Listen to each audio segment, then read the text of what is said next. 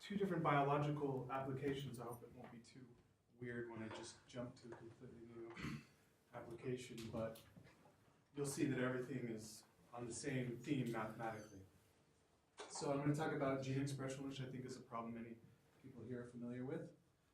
And then I'm going to switch gears and talk about a problem in neuroscience, which I think people here are also familiar with, which is nice. So this is actually slides I put together for a job talk, so apologies if I make things a little too general, like assuming that the audience here isn't filled with experts in this field already, but I'm not going to bother to make totally new slides. Take your time. Yeah. So stochastic gene expression, this is my simplified, in a nutshell, sort of explanation of this problem that I've started thinking about 5 years ago. So a gene turns on and off, and when it turns on, it produces mRNA, and the mRNA in turn synthesizes protein. Okay, and then both the mRNA and the protein are degraded at a constant rate all the time. So only when the gene is on does it produce mRNA. When it's off, it does nothing. So here is a sort of diagram showing the stochastic behavior, a little example of this system. So here you see the gene is on, some mRNA gets synthesized, fairly low copy number, between 0 and 10 here. But you get quite a lot of protein, and this is sort of a scaled concentration. And notice, it's stochastic, so here the gene is on, yet no mRNA are synthesized because it's random. So what makes this interesting is when the protein in some way feeds back on and regulates the activity of the gene. So here's a really simplified situation where it forms a dimer and then activates it. Increases the on rate of the gene. Okay, obviously biology is far more complicated than this, but that's the basic idea. Basic idea is nonlinearity through feedback regulation. So what can happen when you have this nonlinearity? So under normal circumstances, you might have a stable concentration of protein with stochastic fluctuations around that stable concentration. Then suddenly you get this dramatic shift, and you get a huge drop, in this case, of protein concentration, right? This can have a really profound effect on a cell, a bacteria, or even an organism. And sometimes this can be detrimental, so the dynamics and noise should be tuned to suppress this likelihood, and sometimes it can be useful. So this is obviously of extreme interest in biology, and some of the interesting cases where these rare events are useful is in hedging against rare events in the environment. Here's a couple of examples. This movie is a little bit difficult to see, so we'll go through it a few times. So you see E. coli growing in these lanes, and they proliferate really quickly, okay? And then when this red amp that you can barely see turns on, that means they've applied ampicillin. Ampicillin kills bacteria when they are dividing, okay? So you'll see a couple of bacteria that stick around. They're in a slow growing state where they are not dividing. And then when the ampicillin is removed, these things can start dividing again and then reproliferate.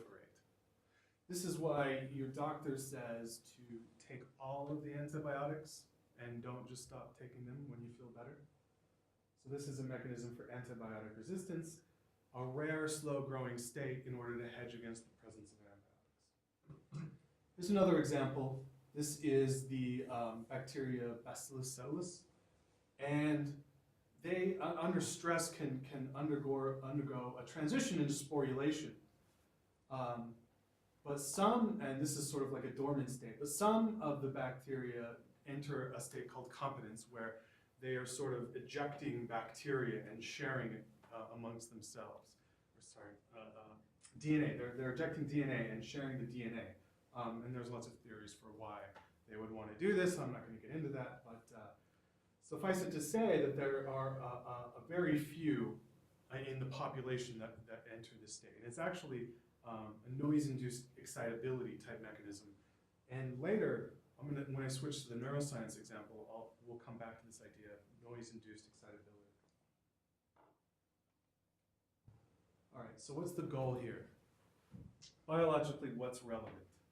We want to quantify the time scale for these rare events. From the information about the time scale, you can get lots of information like, does it take the lifetime of the universe to happen, or is it on the time scale of a single cell division? Is this something that's actually going to happen, right? What fraction of a population of identical cells is going to exhibit this behavior? So these are relevant details. What's the most basic description of a chemical system? If we have a huge Avogadro's number of molecules in solution, then we could just use the deterministic law of mass action, right? Except if we have a single gene, then we can't really treat a gene which has one copy as a concentration. And that really limits the mathematical tools that we've developed to handle chemical systems. So how do we even get a deterministic model from a gene system with just one? Can we even do that? That's a question. And here's how you do that. So actually you assume that the gene turns on and off extremely rapidly. So here are two trajectories, if you like, one where the gene is switching slowly and one where it's switching rapidly. And you can compare the two behaviors that are downstream, mRNA and then protein. So you can see that there are still fluctuations in the protein when you have fast gene switching, but these large-scale fluctuations that come from the gene switching on and off are damped out. So when you have multiple sources of intrinsic noise, okay, you need to have multiple limits in order to reach a deterministic system. That makes sense. So if I had, say, really fast mRNA and an infinite amount of protein in some sense, or a large volume limit, then I could reach a deterministic limit. This is important mathematically because a lot of these metastable behaviors are in some sense perturbations from deterministic systems. They're rare events. Here's the most basic example of a metastable system. Bistable switching, and here, so this is not the model of the gene expression system. This is just a Langevin equation, an SDE that is bistable and has two stable states, okay? And so this is just the histogram that's like a running total, and you can see that rarely you'll have switches where it jumps up and jumps down. If epsilon here is the noise strength, I can change the noise strength, and these switches will occur more frequently. I've reset the histogram to reflect the new parameter change, and of course it's not switching. All right, let's crank it up. There it goes. And conversely, if I turn it all the way down here, we would wait here a really, really, really long time for it to switch. Right. So one of the points I want to kind of drive home here too is that you'll notice the shape of this histogram converges really quickly, and then you get a switch, and then it equilibrates locally here really quickly. I call this a quasi-stationary distribution. Of course, Dave has told me that the definition is not correct, so we're calling it the J. Newby quasi-stationary distribution. And so you get this longer time scale equilibration of these two peaks, the height of the two peaks, but the shapes within are roughly the same, right? And that's exactly the separation of timescales that I'm going to exploit to solve this problem. One of them. There are many, many different timescales in this. I'll try and point them out and keep track of them as I move along. So the point is, obviously this is totally symmetric, and so eventually these two peaks should be completely even, right? That's going to take a really long time. Okay, well, let's... Okay, so here... How do you make that epsilon slider? This is... that was really cool. This is in HTML and JavaScript. There's a package called Reveal that you can use to make slides. So Here's an example, say, of a stationary probability distribution which has two peaks. Let's say this comes from a bistable system.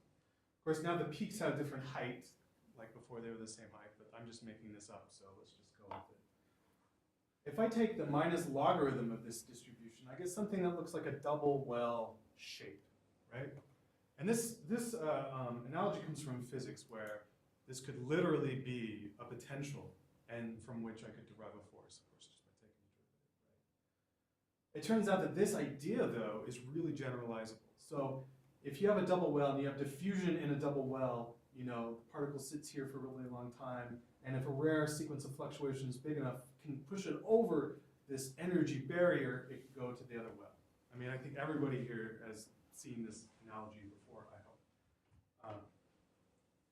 But this idea can be generalized to really complicated systems.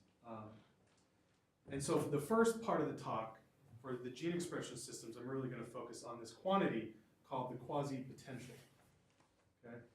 And I'm going to define that as minus, the limit is epsilon goes to 0, log of the stationary probability distribution.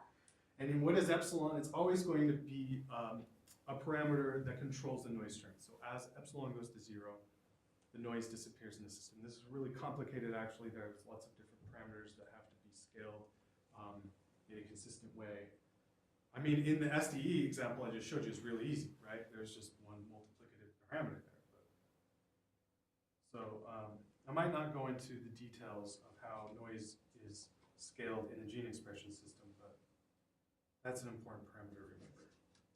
All right, so what do we do with this quasi-potential? Well, there's an approximation that's pretty well known, especially in chemical kinetics, called the Kramer's rate approximation. And the idea is the mean time for switching is going to be asymptotic to an exponential function of the energy barrier height divided by epsilon. Yeah, so this quantity is really what we're after, this difference here. And if we make any errors in this estimate, well, those errors are really going to be amplified. That's going to turn out to be pretty important. So there are a lot of people that are involved in developing the mathematical theory to derive this quantity and to derive this approximation. So if you're interested in those references, there's Usually also K also depend on epsilon it can sometimes. all the time. Okay. Because this is, I mean, this is the intrinsic, it depends on the square root of epsilon. This depends, of course, if you have here. I don't think so in 1D. potential. I don't think it does in 1D. Sure. Also in 1D, this is the Kramer's approximation. This is square root of gamma multiplied by epsilon.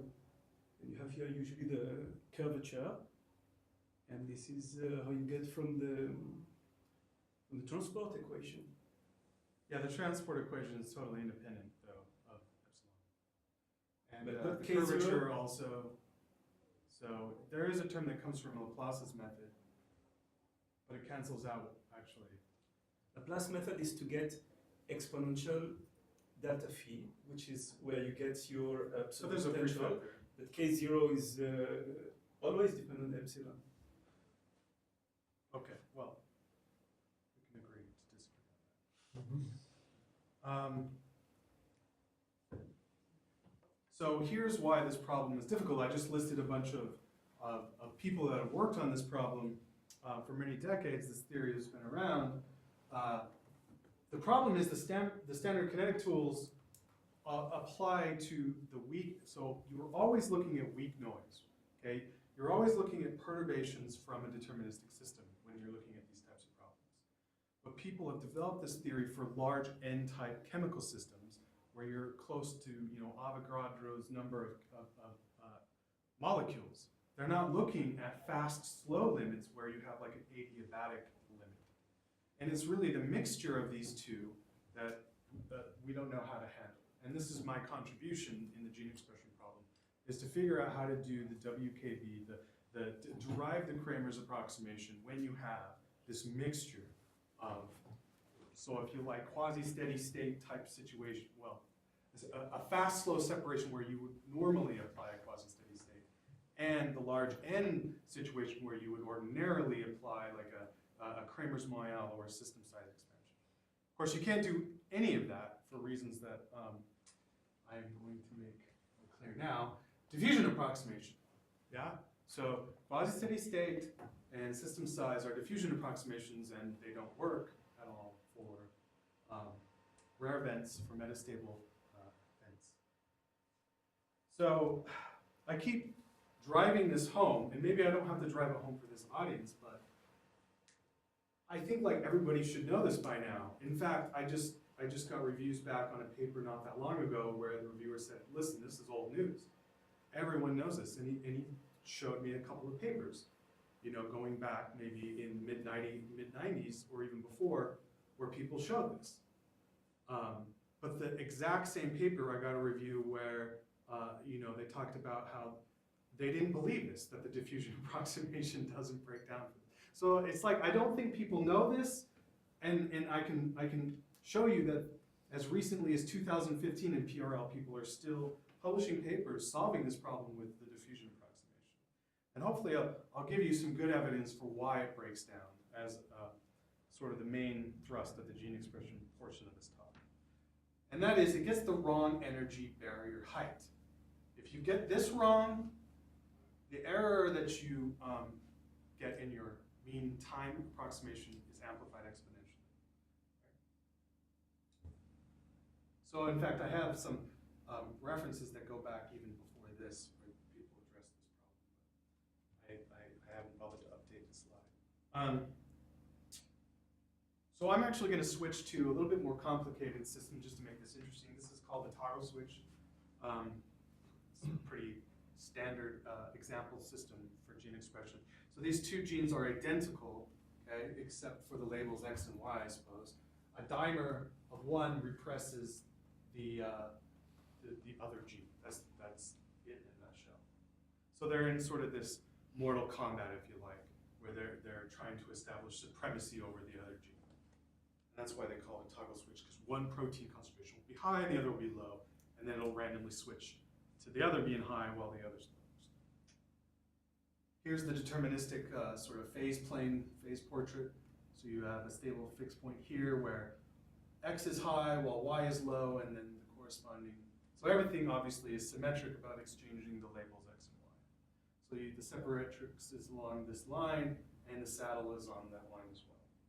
So the rare events will be characterized by fluctuations around here, and then rare fluctuations over there, and there'll be jumps that generally move through the saddle. Okay, and this has enough symmetry that they really do move through the saddle line. I mean, there's no skewing. That was the comment for David. Okay, so here's the master equation. This is the object that I'm going to focus on for the analysis. And this is the adjoint of the infinitesimal generator, and there's just a bunch of matrices. In this case, they're infinite matrices, but that's all right. So here's the gene state. I'm going to assume that one gene can be on while the other's off, or they can both be on, just to make it simple. I'm going to ignore the likelihood that they're both off. And then that's not necessary, but it's just to make things simple. So that's the transition rate matrix for the gene state. And then of course we also have like a jump operator for the number of protein that's synthesized. So this is a production rate that depends on the gene state. So I won't dwell too much on the nitty-gritties of that, but so how am I going to analyze this? Remember, what I want to do is gauge this energy barrier height. I need to get this quasi-potential function. And typically how this is done is by using the WKB theory. It's just this. WKB is just this ansatz, always. It's just, you have some prefactor and an exponential function where you have 1 over epsilon as the argument. Right? And this is the quasi-potential. So you just substitute this in. Okay. Jay, can I ask, what is Y in this context? Y.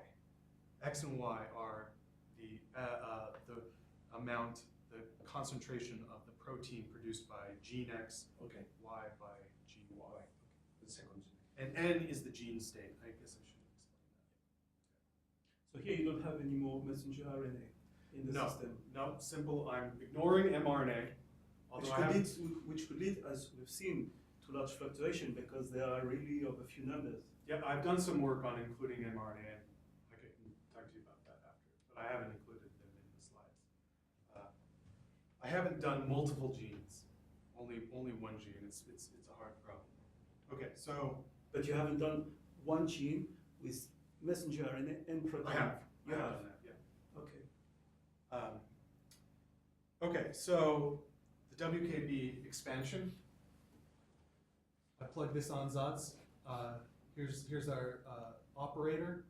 I expand this, collect leading order terms, and at the end of the day, what I get is a Hamilton-Jacobi equation. I'm going to gloss over this. Of course, everything I actually did is being glossed over. Everything I actually did and contributed is here in the stuff that I'm not going to talk about. But I want to move on and get to some other stuff. So, really cool. Once you have the Hamilton-Jacobi equation, okay, one way to solve this is with the method of characteristics, and that's a pretty standard way of solving first order a scalar PDE. Okay, and that is just to parameterize the solution surface, and you get a bunch of ODEs that, well, they parameterize the solution surface. And pretty standard way of deriving that. So you have this Hamiltonian, this function that defines your Hamilton-Jacobi equation. You just take various partial derivatives of it. And then you can recover the quasi-potential along these curves simply by integrating them. So this is sort of an auxiliary equation. And getting the initial data is actually quite complicated, and then numerically generating these curves is actually quite complicated. But there are a lot of great papers on developing this theory specifically for Fokker-Planck equation type systems. So it turns out that nothing important changes when you go to chemical systems or virtually any Markov process in this situation, which is really cool. Okay. So right now, we're just applying a pretty well-known method for solving a PDE. This PDE itself is just something we've derived as a piece of an asymptotic analysis, right? So there's no reason to believe that these curves are interesting in any way. And yet, they are. These curves, the x and y, so the characteristic projections, if you like, they are most probable paths of the system. So what does that mean? I'm gonna tell you exactly what that means, but I think this is a remarkable fact, and it's really surprising to me. I guess for some people maybe this isn't surprising, but when I was, the trajectory I took to learn about this stuff, there's no reason, based just on the WKB analysis, that you would ever suspect that these trajectories had any meaning whatsoever. And you have to do a completely different analysis in order to understand why. I'm going to well, first I'm going to tell you what most probable paths are, and then I'm going to kind of do a very brief summary of that analysis, just so it doesn't seem so mysterious. So what is the most probable path? Suppose I have 2 points, A and B, in my XY plane, okay? And I start trajectories at A, and I condition on them ending up at B, okay? So here's 3 such trajectories, and this orange region, suppose that is a region that's likely to contain most of the trajectories that go from A to B. If there's a lot of noise in the system, this orange region is going to be pretty large. But if the noise is weak, this region is going to be really small. And in fact, it's going to be kind of like a tube with epsilon. And in the limit, the epsilon goes to 0, that becomes a path, a curve, and that is the most likely path. That's the definition. There are 2 types of most probable paths. If A is a stable steady state, anything that moves away from that stable steady state has nothing to do with the deterministic system, obviously, right? But if there's a trajectory that goes from some arbitrary point toward the stable steady state, then that's going to be a deterministic trajectory, assuming that B is within the basin of attraction of that attractor. But B here is not a state. Is not. Just assume a B is an arbitrary point within the basin of attraction of A. Okay. So the point is, you can have metastable trajectories that go away from a stable steady state, deterministic trajectories that go toward the stable steady state. So I'm going to pause here because it seems kind of weird. It can be a little bit confusing. So what are these paths? They're like a statistic, really. They're not stochastic trajectories. These paths are solutions to a deterministic dynamical system. Yet somehow they're describing a stochastic system. So these are deterministic trajectories that are like a statistic of like a functional probability distribution. Yeah. They're functions that are like literally the mode of some distribution. So here's my 5-slide derivation of what these are, and this is my applied mathematician's understanding of Friedland and Wenzel, who are serious card-carrying mathematicians, probabilists. So luckily they're not in the audience to disagree with what I have to say. What I really love about this, sorry? They might be watching your live. So what I really love about this theory is that it's all boiled down to one idea, and that is Laplace's method, okay? So for a little preliminary, just for the purposes of notation, I'm going to define something called logarithmically asymptotic. This is a weaker form of an asymptotic approximation. So if I take the logarithm of this thing and multiply that by epsilon, then it's asymptotic to this function phi, the quasi-potential. But if I look at these two functions, you know, this could be a terrible approximation. But if I take a logarithm, it could look really good, right? So I'm about to derive terrible approximations for you. Yet it's amazing how much information you can get from them. And the reason we do these logarithmically asymptotic approximations, they're easy to derive, and we're deriving really complicated objects. Method of steepest descent, or Laplace's method, basically. So if we were doing quantum mechanics, maybe this would literally be steepest descent. So if I have some function, an exponential function of some convex sort of function f divided by a small parameter, and I want to take the integral of this, well, the integral is going to be dominated by the value of that exponential at its maximum value, yeah? And so, in fact, I can derive a logarithmically asymptotic approximation by just taking and evaluating f at its maximum. And then I get this. So that's how easy it is. It's basically boiling everything down to a minimization or maximization. Of course, what we're actually going to apply it to is something a lot more complicated. So I need a probabilistic description of a path. So I'm going to discretize a path into endpoints. And this is just the Chapman-Kolmogorov equation, if you like, except for I haven't included n here.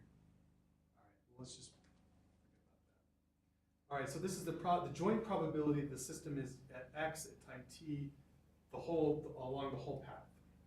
And then if I integrate over the interior points, then I get the sort of classic solution to the master equation that we're all used to. So this is literally the Chapman-Kolmogorov equation if it's a Markov process. But what I want to do, but I don't know what this path distribution, the law, is. So I have to make some sort of approximation.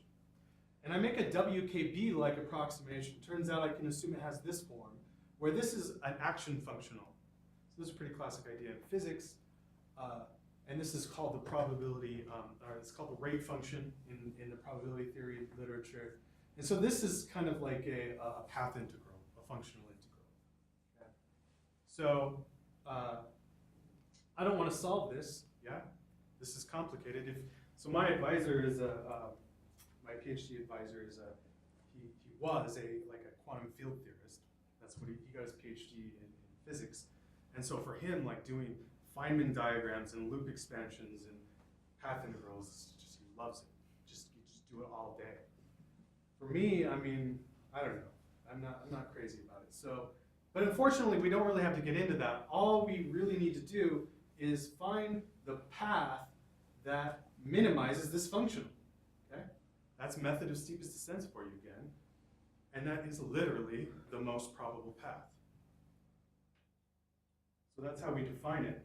So just a quick preliminary. how do I connect between the large deviation theory, so this function L, call that Lagrangian. So this all has mathematical similarities to classical mechanics. So don't take this literally. We just use the same notation because the theory is so similar. So there's a connection between the Hamiltonian, that's the object I derived from WKB, and this Lagrangian, and it's through this beautiful Legendre transform pair here, this great symmetry between these two functions. So again, we just boil things down to a maximization problem, and that's because we are always doing the method of steepest descent. And so once so we have this functional, right? And we want to find the path that minimizes it. Well, what do we use? We use calculus of variations, right? Standard tool. You derive the Euler-Lagrange equation. And it turns out, using something called Hamilton's principle, you can derive this set of ordinary differential equations for the minimizer of that action function, where h, the Hamiltonian, is a constant of motion along all these paths. Okay? So we just re-derived the same set of equations as we did using the method of characteristics on WKB. I think that's awesome. Two totally different paths converging on the exact same set of equations.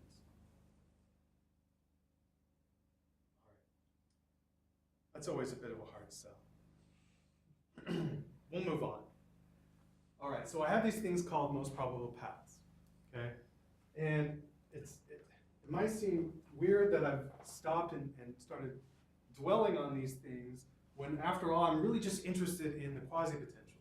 But in the second half of this talk, I'm going to show you how these paths themselves tell us something very interesting about a biological problem. So there's a reason why I'm spending so much time on this.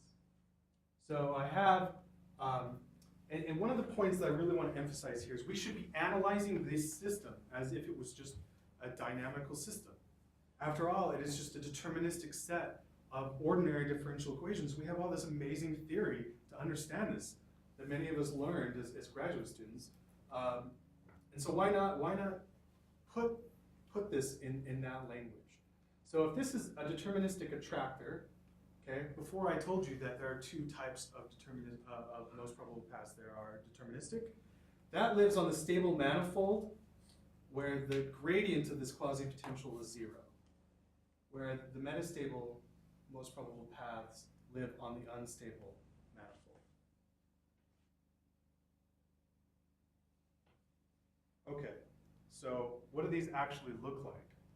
So here's the system that I showed you before, the gene expression system, the toggle switch. Here is the two deterministic attractors and the unstable saddle, and this is the separatrix. So what I've done here, since this whole system is perfectly symmetric about this line, x equals y, I plotted the most probable paths for the full model down on this half, and then I plotted the most probable paths for the diffusion approximation on that half, just to kind of compare them side by side.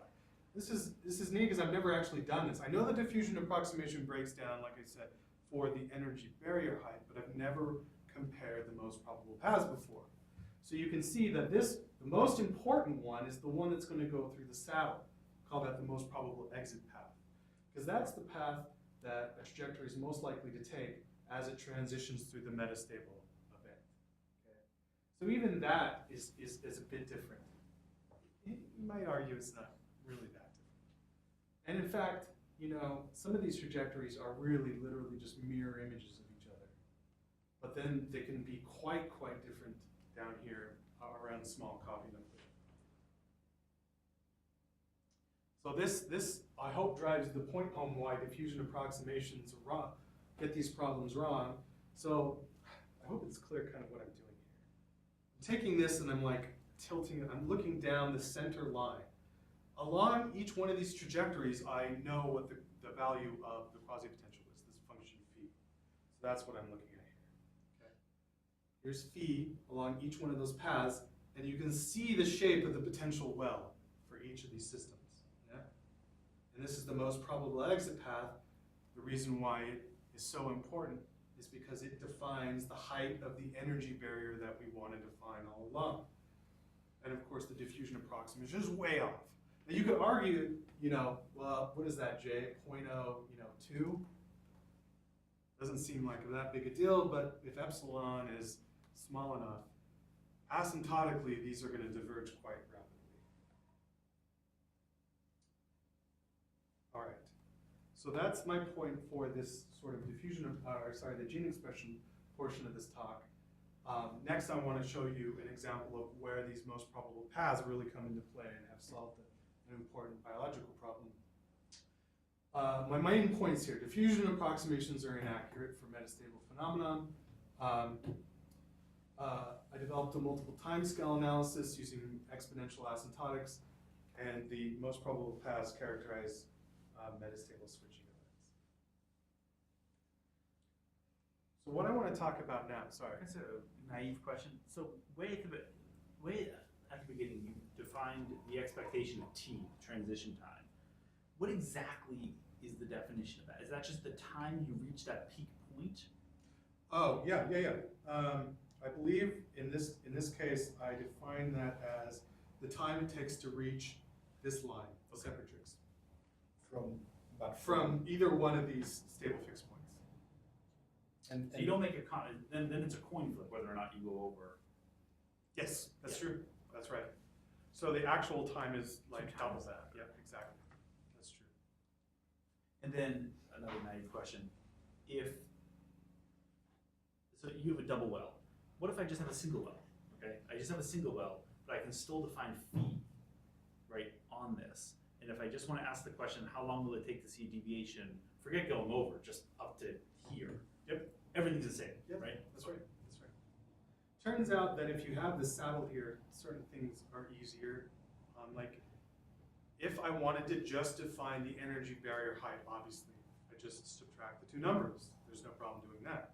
But if I want to do the mean first passage time approximation with that k naught that I conveniently ignore, the prefactor, then it's nice to have this saddle here for reasons that I'm not going to go into. So, just to continue on this, you run the Brownian simulations. I did. Did I show? I don't think I ran. I don't think I ran Brownian simulations for this specific system. Yeah, you make a jump Gillespie algorithm. I mean, what I could. Yeah. yeah. So you should see the deviation of this optimal trajectory with the square root of epsilon, as I mentioned to you. It's not coming from phi, we satisfy the Hamilton-Jacobi equation. It's coming from the transport equation. That's why when you use only this Hamilton-Jacobi to get phi, you get this profile, which is okay. But if you want to solve the entire problem of the exit time, then you see the square root epsilon from the k. That's why I said there is this epsilon dependency in the prefactor. And of course, as epsilon goes to 0, you converge to what you have. That's right. But that's why this is how they discovered it numerically, 1982. This was the discovery of this just by simulations. That there was this square root epsilon. Now, does it matter? Maybe not. But theoretically, it is there. Yeah, that's the prefactor part That's right.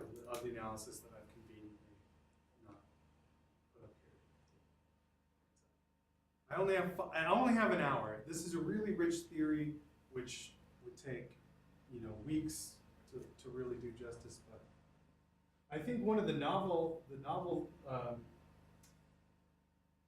features of my research here is that I've looked at the most probable path itself. It's always a means to an end for most of this analysis, just to get this energy barrier height. Who cares where it goes?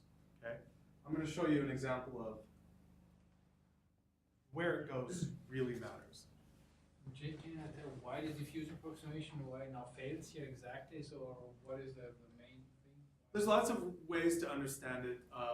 My favorite is that you're doing an asymptotic expansion, a perturbation approximation in some sort of power series, but you're trying to pick up exponentially small terms.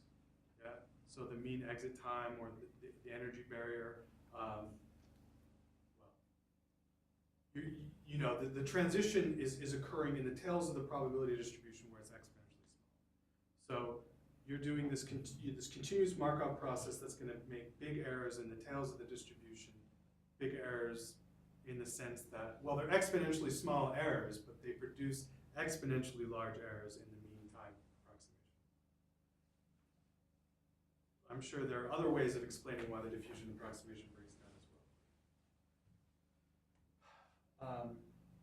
well. Another one that, sorry, I'm pausing and going back, and I should be going forward. But also the diffusion approximation, when you just look at the Hamilton, the system of equations for the most probable paths, it's literally kind of like a linearization. Well, it's actually to quadratic order, but it's an approximation that's only valid in a neighborhood of fixed points, okay? Whereas the full system gets the fully nonlinear system. And these trajectories, of course, they're not local. I can't get the information about this whole trajectory just by linearizing about these two fixed points. Okay, so ion channels. So there's the membrane of a neuron that contains a bunch of these ion channels and selectively allow a specific kind of ion to move across. They are open or they are closed, and they switch between the two randomly. The rates at which they move between open and closed depend on the transmembrane voltage, which depends on the concentration difference of ions. Okay? The ions are kept at a non-equilibrium situation by pumps, not shown here. Okay? So this concentration difference is used as kind of a source of excitability that neurons use to propagate information in the form of action potentials. And that's what I'm interested in. Here's the noise source is opening and closing of ion channels, and the nonlinearity or the slow variable I'm interested in looking at the metastable behavior in is in the transmembrane voltage. It's really simple to model this. I'm going to look at something called this Morris-Lacar model, but most conductance models of neurons have this general form. You just basically model them as like a capacitor. So I have dV/dt, this current, the current is equal to the sum of the transmembrane currents. You have some maybe applied current that the experimentalist with a patch clamp is applying. I'm just going to assume that that's a constant current. I leak, this is just like a fudge factor of a bunch of things that you don't want to model. You have active currents that come from ion channels. So this is the orange and the blue. The orange are the sodium channels. These typically open and close really rapidly. Those are shown. This is just a visualization of the stochastic closing and opening, okay? Don't take this literally. This is not supposed to be like a patch of membrane, yeah? This is just a bunch of dots that are colored when the ion channel is on and not colored when it's off, okay? Just to kind of give an idea of how the stochastic dynamics influences the voltage readout, which is like a global property that all the ion channels are seeing. So the open and closing rates depend on the voltage, and here what I'm showing is the sum of the number of open channels at any given time. Okay? And that's exactly what this conductance is, this number between 0 and 1. Okay? And so the whole system is really nonlinear, and what you can get are spontaneous action potentials, which, yeah, there's one right there. That's very convenient timing. If I turn up the applied current, yeah, I'll get repetitive spiking. So, and this is sort of, this whole system is excitable, but it's close to like a Hopf bifurcation where there's a limit cycle after the applied current goes above some threshold. Any questions on the biological system here? Because, you know, the next several slides are going to be about this. So the dependency are the classical of the conductances. This is the classical dependency, and the exact expression for F and GA. Yeah, I left those out, but they're like known functions. Okay, so these are classical ones. Yeah. Okay.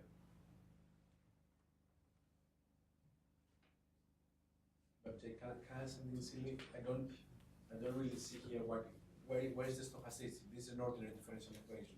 the way I see it. So- Yeah, so there's this system here is stochastic. Okay, so it's hidden in this term. Yeah, then I sum up these, and that's exactly what these are. Okay? So this so these are graphs of these two functions. No, that's not right. Yeah, no, that is right. So Na and K are the ones, like potassium and sodium are the things that change in randomly, basically. Yeah. So potassium channels are typically slow, and they cause the rectifying curve. I'm going to explain all this in the next few slides. Okay, sorry. Here's the deterministic Morris-Lacar model. Just to introduce the notation. If I assume that the sodium channels open and close infinitely fast, then this becomes an instantaneous function of voltage. Then I have W if I take an infinite number of the potassium channels, the blue guys. Okay, that's a sort of a classic thermodynamic limit, in which I get a dynamical equation for W.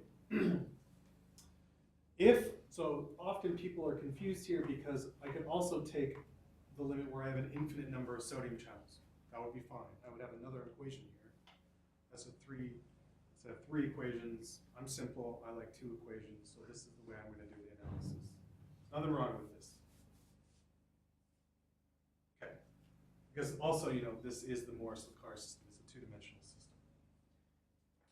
Why do people do this in neuroscience? Because it's such a great way to tell a story with phase plane analysis. Okay?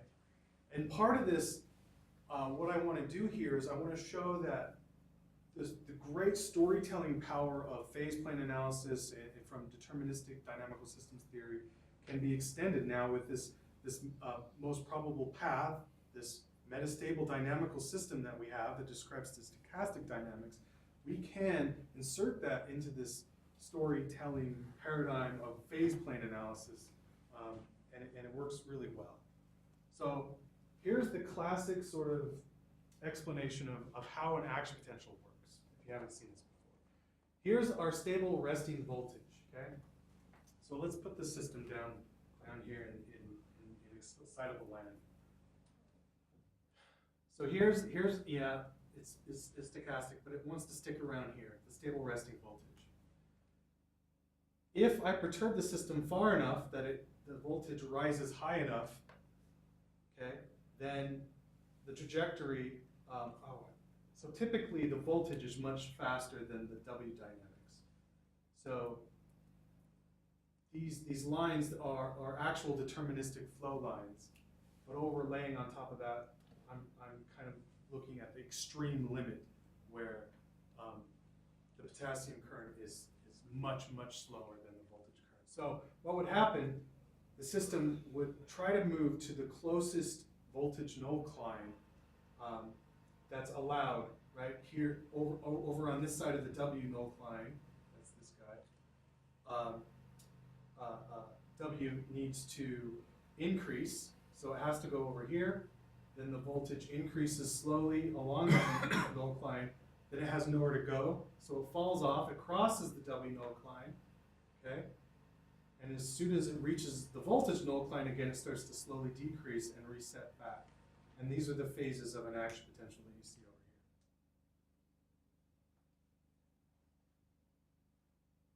So what happens with the spontaneous action potential? The question is, how does it go from here over to here? Okay? Obviously, fluctuations have to push it, right? There's no deterministic force that's going to do it. Does it just move straight across? That is the classical assumption, because you notice if I just draw a straight line through here, okay? So of course the potassium channels are slow, right? That's the classic assumption. So they're fixed during the initial upswing of the action potential, the initiation of the action potential, right? So we know that it's going to be approximately fixed during this phase. Is it also fixed on that phase? If that's true, if I can just fix the potassium channels to be constant during this critical part of the spontaneous action potential, then a straight line through here will intersect the voltage null climb 3 times. What kind of a system is that? It's bistable. And a bistable system is in terms of an exit time problem, that's just escape from a potential well and a double well potential. Classic solved problem in physics, and I can just read it off. So maybe I wrote a paper on that. Maybe later I figured out that that was wrong. We'll see why. Okay, so here's a stochastic trajectory. It fluctuates a long time, and then blam, it goes through spontaneous action potential, then it returns. And here's what the trajectory is. Notice that it's not going straight across. Yeah? So that's So is it bad. hitting zero? Does it go down to zero and then up? Exactly on zero, yeah. It's Okay. just the plot doesn't overlay it, right? Yeah. Okay, so that's tough, all right? But that's just one trajectory. That's not going to make me retract my paper. Here's a whole bunch. What have I done here? I've taken a whole bunch of trajectories. I've started them here. Eventually they reach this line. I've chosen this line. That's the right side of this box here. Voltage 0.6. And the moment they reach this line, I stop the simulation. Okay? And then I show a histogram of all those trajectories as they lead up just prior to reaching that point. That makes sense. So the red line is the mean of those trajectories? Good question. What is the red line? That's a most probable path. And I've derived that for this system, and I'm going to tell you a little bit more about that as we go along. Notice how awesome of an approximation it is. This is a purely stochastic phenomenon. This is a time-dependent approximation that's working really well. Time-dependent behavior is the hardest thing to get. Yeah, it's like the full solution to the system. I'm not going to pretend like this is the full solution, but it's time-dependent information, which I think is awesome. Okay, here's just a whole bunch of those trajectories overlaid on the W and V components, just to kind of give you an idea of how this red line, this magic red line, sits right in between. And even though this is clearly discrete, I'm not hiding the fact that this is discrete, and yet it still gets, and not only is it discrete, but really low copy number, and it still gets really accurately.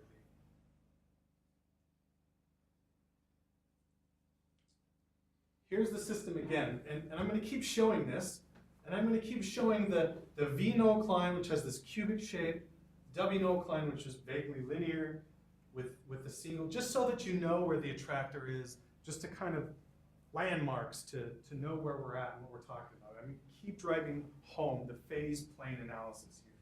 W is the slow potassium current, yeah, and so the spontaneous action potentials I just showed you go drop down, they come over, they come around, and then they reset, yeah? Here is a whole bunch of most probable paths that I've generated for this system, all at the same time, just to get a global picture of what's going on. And we see a lot of interesting things happening. Namely, one of the really cool things about this is that the spontaneous action potential is actually a homoclinic orbit in this higher dimensional metastable dynamical system. Okay, this does not exist in the deterministic dynamical system, where the Q equals 0 recovers the deterministic dynamical system. The homoclinic orbit then is to leave on the unstable manifold, to go around, do some crazy stuff, and then return on the deterministic manifold. That's the definition of a homoclinic orbit. Oh, should also point out there's an annoying, small, little annoying thing here. Yeah, you see that? That's bad. Why? If I want a quasi-potential and I've got a bunch of overlapping most probable paths, that's a problem. Which one do I take? I've lost uniqueness. This is not unusual in a nonlinear equation where you can lose uniqueness. You can have your solution surface sort of fold over on itself. You need some external constraint to recover uniqueness. So I'm gonna tell you about that, and also the way I dealt with that. Imagine programming this. You know, I'm doing every single one of these just with an ODE integrator, and somehow I have to detect where they overlap and then resolve which one to use and which one not to. That's a nightmare. So just one question. So here you are solving the Hamilton-Jacobi equation using the characteristics, right? So the noise is actually Brownian. No, the noise comes from ion channels. It's discrete. Yeah, but what is the operator that you are using? Because if it's a Laplacian operator, I mean, if the solution is like Hamilton-Jacobi, like gradient phi plus b, gradient phi equals 0, is It's not that equivalent. form. No, that's like the Eichen-Al equation. I think people generally, it's just a matter of what people define Hamilton-Jacobi to be. But that's a general class of equations that can have lots of different forms. So what is, you have written the form? I have not, it's messy and. Because this is hysterical. actually where, but it's first order, right? It's a scalar equation, yes. But It's first, nonlinear. first order, you have only one derivative. Yes, that's right. Okay, so there is somewhere hidden here some kind of diffusion It is, approximation. no, there's not, no. It should be.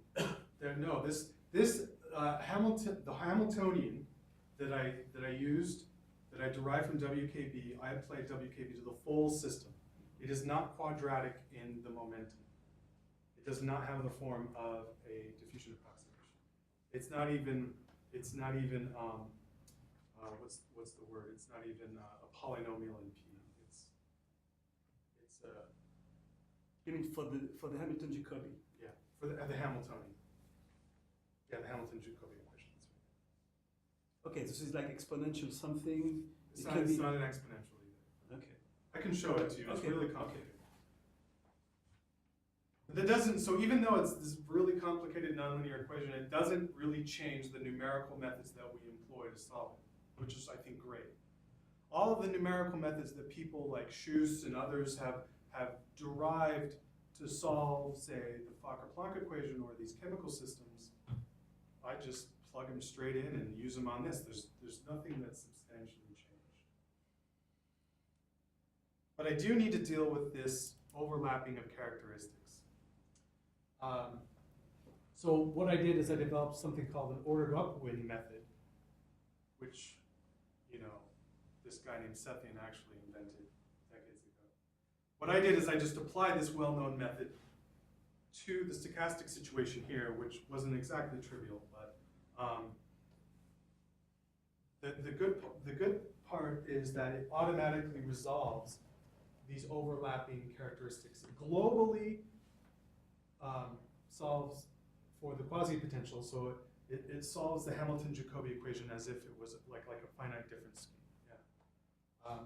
But the finite differences move information along characteristics, and so it preserves accuracy. And at the same time, I get a vector field that I can visualize the flows of the characteristic trajectories for the entire surface. And you can see that there is this cusp here where the derivatives, the gradient, it has a discontinuity. I think of this as like a shelf. Yeah? So it's like escape from a potential well onto a shelf. Remember, when the quasi-potential is flat, that's when the most probable paths are deterministic-like. So it fits with our idea of what the spontaneous action potential does. It escapes, and then it moves more or less like a deterministic action potential until it returns back to the fixed point. So this potential well is showing us the escape phase of the spontaneous action potential. So how does the ordered upwind method work? Well, I have a whole bunch of grid points, and it turns out that I can do kind of like this Gaussian expansion, the details of which I'm not going to go into, but I can get an idea of what the solution is on a very small neighborhood, elliptical neighborhood of the fixed point. And then I can propagate this solution forward, one unknown grid point at a time. And what I end up doing is always picking the grid point that has the smallest value of the quasi-potential, okay? And so I end up moving the solution along like a level set method, where these are isopotential lines of the solution surface. So these black lines, they denote the direction that the finite differences are moving. So from computed grid points to uncomputed grid points, they're literally the direction of the finite differences. And this keeps moving the solution forward and forward until you see that there's this sort of non-convexity that forms here. That's the caustic formation. And the discontinuity or this cusp gets resolved automatically because I'm always updating points in order of increasing quasi-potential until I get the full solution. So here's my metastable phase plane now, where what I'm interested in is what these trajectories do during the initiation phase, where I think this is really remarkable. They all stick together and follow the same exact path until they reach this dash line, which I'm sort of defining arbitrarily as the level set of the level curve of the quasi-potential that goes through this caustic point. And then once they cross this point, all the trajectories fan out and they cover this entire blue region. So I'm not showing all the trajectories, right? There's an infinite number of most probable paths that fill this entire region. So there's no unique action potential curve, right? There's experimentally we can observe really small amplitude spontaneous action potentials or really large amplitude, anywhere in between. Okay, and they're all going to be roughly equally probable. So there's huge variability in the action potentials we actually see, yet during the initiation phase, there's no variability. Well, it's stochastic, so there's some, but the most likely path is the same for all of them. So even this really high amplitude action potential is going to follow the exact same sequence of events leading to the action. So this is like a control point, if you like. So there's this bottleneck that everything goes through, and this is not unusual for escape problems. If you have a saddle point, You say they all go through the bottleneck, but you have some like yellow lines that are off to the left. yeah, they go nowhere. I mean, so there's most probable paths that cover this entire plane, but the ones that go through this blue region, they all trace back to the stable fixed point along this red dashed line. And the ones that go through the blue region, if I understand correctly, are the ones that you're interested in, because Those are the ones that we're interested in. Those are the homoclinic orbit, the spontaneous action structure curves. But what happens? So I understand it a bit pictorial, but what happens? So now they go like this, and then when they return back to the point, how do they return back to the point? Well, they return just like deterministic trajectories. They just go around. Okay, that's why you haven't. So what is this caustic point? Literally, it's a curve along which there are two paths that are equally probable that lead to that point. Yeah. So I could do this spurious sort of transient increase of potassium channels spontaneously opening, which leads me up to here. Yeah, and that's equally probable as having this bunch of potassium channels that close, a spike in voltage, a deterministic action potential, and then returning over to here. Yeah. So those two events are equally probable, and that's why we have a caustic. It just happens that these are the ones that I'm really interested in. I don't care about these crazy rare events where I get a bunch of potassium channels open. That doesn't lead to an excitable event. So that's why I have to show it. Any questions? So as I was saying, when you have a double well potential, this is like the prototype of metastable problems, a double well potential. You have a saddle point, right? You have this mountain pass that is the easiest way to cross the separatrix is at the saddle. So all of the paths are going to sort of funnel through there, right? And so you would expect to have this dominant most probable exit path. I showed that in the gene expression. But there's no saddle here. There's only one fixed point in this system, and that's the attractor. And yet we have this sort of ghost of a saddle, or we have something that's acting like a saddle. And I don't know what this thing is or why it's there, but it seems to be a consistent object that I see in other excitable systems when I look at the most probable paths. Sorry. So I think I've sufficiently long, so I'll wrap up here.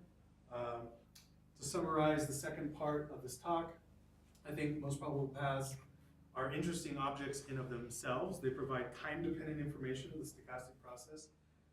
Not only that, but they characterize and tell us that the slow potassium channels actually contribute to the spontaneous action potential.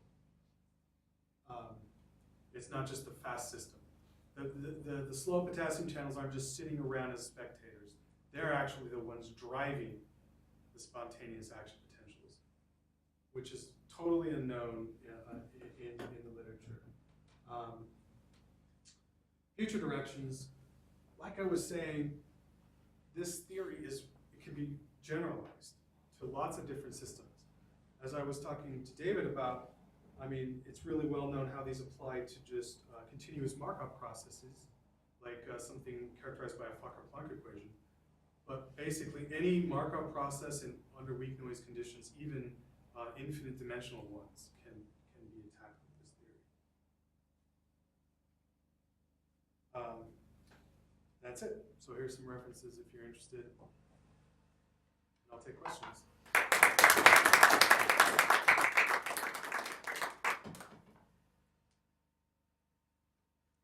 So actually, in the 80s, there was the definition of what is a stochastic separatrix, exactly as your cut locus, the set of points where these two geodesic, which is a solution of the Hamilton-Jacobi equation, intersect.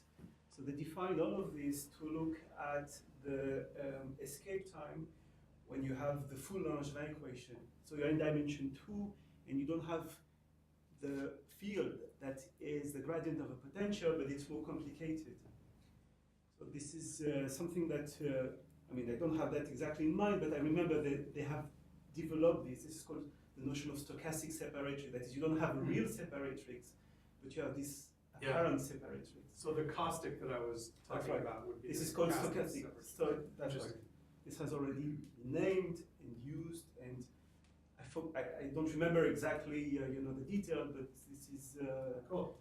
End of the 80s, in the 90s, they have developed all of this. So this is one thing. Now, okay, so this is interesting, the path that you have found. It turned out that there is also something very interesting, because when you have the failure, that is, you have the two characteristics that comes to this point, this is where usually WKB failed to do the approximation of mean first passage time. When you are in the domain. Of course, here I understand you don't calculate necessarily the exit time, and in the first time you get, or you do calculate? No, I don't. I've Okay. worked on that, but I haven't published that yet. Okay, because usually this is interesting when it fails, because usually WKB failed, and this is all the work of Meyer and Stein in the end of the 90s, beginning of the 2000, that they have looked at this for some particular case. Yeah. I So, read those, they're really So this would be interesting if you can calculate the mean first passage time. For example, the first time you get this passing through this point or whatever, this ensemble, so you can say, all right, now you loop, and then you go into your cycle, you do this action potential. Yeah, that's what I'm trying to do right now. Okay. And the second is more like about a modeling point of view. Okay, this is the model of Maurice Lecar of excitability, but I mean, we have to understand that the action potential, while you have an action potential, what is the noise of a neuron is more complicated than this. You can block the channels, the sodium channels, and you get release of vesicles, which is called the minis, what people are doing when they do patch clamp recording. They put a stick in an electrode, and they see the fluctuations, although they have the TTX, which means you block the channels. So just for the audience and for you, this is in the model, in that model. This is not the entire story about what is excitability in No, that's neurons. true. There's other significant noise sources, particularly from synapses. That's right. And there are also more complicated channels. My channels just turn on and off. Real channels have multiple states before they're on, have multiple subunit types. So those are all things that I'm interested in extending. Going to Huxley, if you like. Even if you're really interested in this, there's also this how to include synaptic dynamics, which is not in your that would be model. awesome too. So there's a lot of places this could go, and there are people that believe the synaptic noise is more significant for action potential, the rate.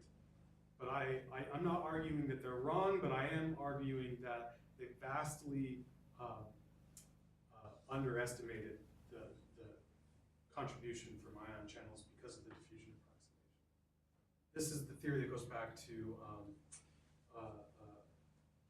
so it started with Fox and Liu, but then it was later with John White and Carson Chow. They did a paper in the 90s where they looked at the spontaneous rate for the Hodgkin-Huxley equation. They used the diffusion approximation, which vastly overestimates the mean time for an action potential. Any other questions? Okay. No, let's thank Jeremy.